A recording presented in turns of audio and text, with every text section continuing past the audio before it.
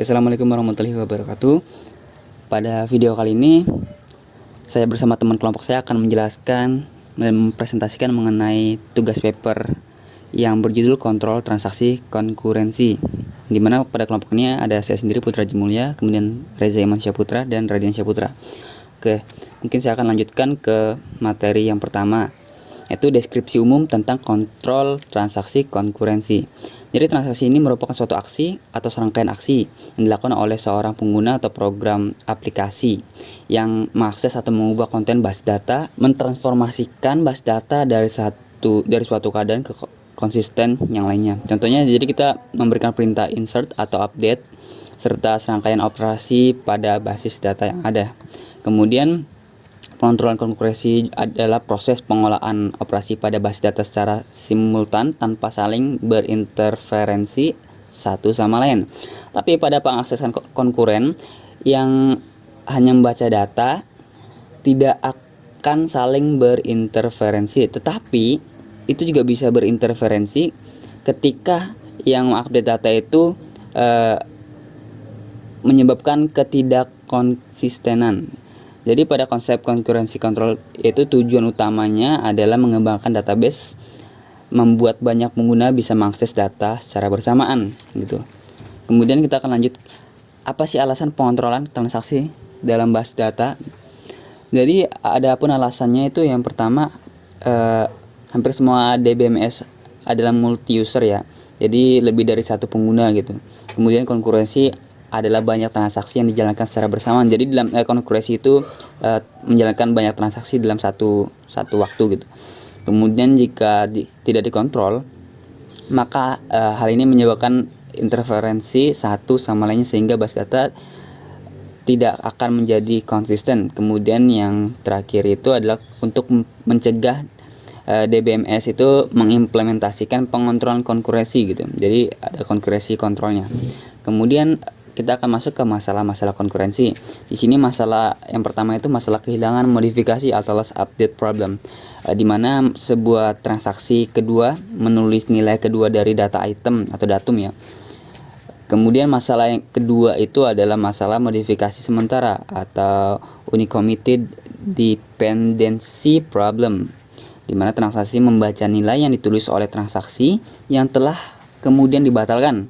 Jadi setelah ada transaksi kemudian dibatalkan, jadi nilainya ini akan hilang dari database pada abort dan tidak seharusnya dibaca oleh setiap transaksi gitu. Kemudian selanjutnya akan dijelaskan oleh teman saya. Baik, saya akan menjelaskan mengenai masalah-masalah konkurensi. Jadi masalah yang ketiga itu ada masalah analisa yang tidak konsisten atau inconsistent analysis problem. Jadi ketika suatu transaksi mengambil ringkasan atau nilai dari semua contoh item data ulang, sebuah update transaksi kedua beberapa kasus itu barang data. Ringkasan yang dihasilkan tidak mencerminkan hasil yang benar untuk setiap, atau biasanya diperlukan untuk pembenaran agar mengutamakan antara dua transaksi jika dijalankan sebelum yang lain, melainkan beberapa hasil acak tergantung pada waktu update dan apakah tertentu hasil update telah dimasukkan dalam ringkasan atau tidak. Selanjutnya ada materi pengontrolan deadlock dan recovery. Jadi sebelum itu kita harus mengetahui apa sih deadlock. Jadi deadlock itu merupakan kebuntuan atau impasse yang mungkin dihasilkan ketika dua atau lebih transaksi saling menunggu atau wait kunci yang disimpan oleh transaksi lain agar dilepaskan.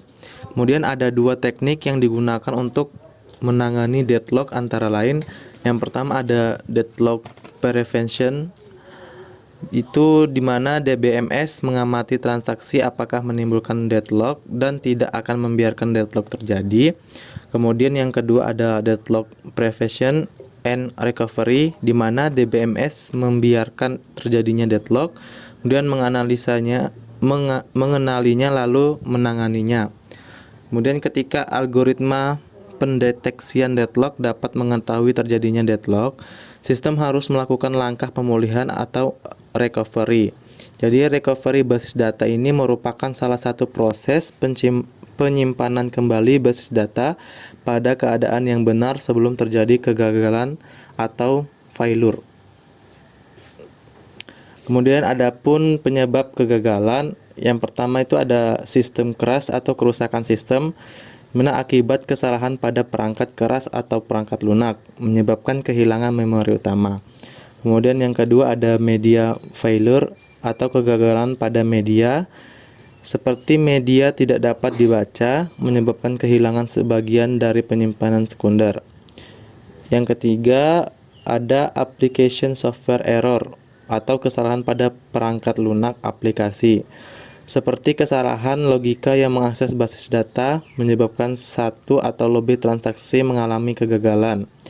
Selain itu, akibat yang ditimbulkan karena kegagalan tersebut adalah yang pertama ada natural physical disasters atau bencana fisik yang natural seperti kebakaran, air bah, dan gempa. Kemudian yang kedua ada carelessness atau kekurangan telitian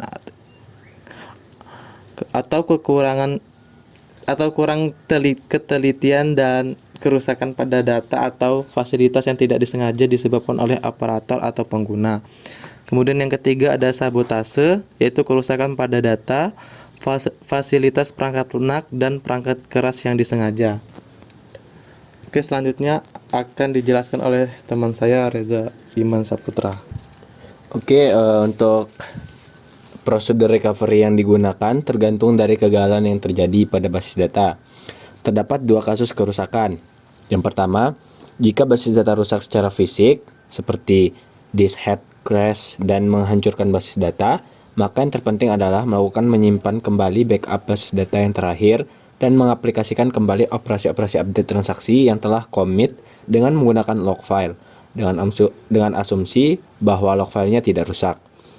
Dan yang kedua, jika basis data tidak rusak secara fisik, tetapi menjadi tidak konsisten, sebagai contoh, sistem crash sementara transaksi dieksekusi, maka yang perlu dilakukan adalah membatalkan perubahan-perubahan yang menyebabkan basis data tidak konsisten. Mengulang beberapa transaksi sangat diperlukan juga untuk meyakinkan bahwa perubahan-perubahan yang dilakukan telah disimpan di dalam secondary storage.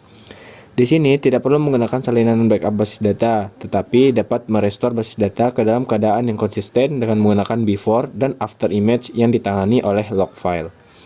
Kemudian kita ke materi selanjutnya, yaitu teknik recovery. Berikut ini dilakukan terhadap situasi di mana basis data tidak rusak, tetapi basis data dalam keadaan yang tidak konsisten. Yang pertama, kondisi deferred update. Update tidak dituliskan ke basis data sampai sebuah transaksi dalam keadaan commit. Jika transaksi gagal sebelum mencapai keadaan ini, transaksi ini tidak akan memodifikasi basis data dan juga tidak ada perubahan-perubahan yang perlu dilakukan. Penulisan dilakukan secara initial hanya terhadap log dan log record yang digunakan untuk actual update terhadap basis data. Jika sistem gagal, sistem akan menguji log dan menentukan transaksi mana yang perlu dikerjakan ulang, tetapi tidak perlu membatalkan semua transaksi. Kemudian ada immediate update, yaitu update diaplikasikan terhadap basis data tanpa harus menunggu transaksi dalam keadaan commit. Update dapat dilakukan terhadap basis data setiap saat setelah log record ditulis. Log dapat digunakan untuk membatalkan dan mengulang kembali transaksi pada saat terjadi kegagalan.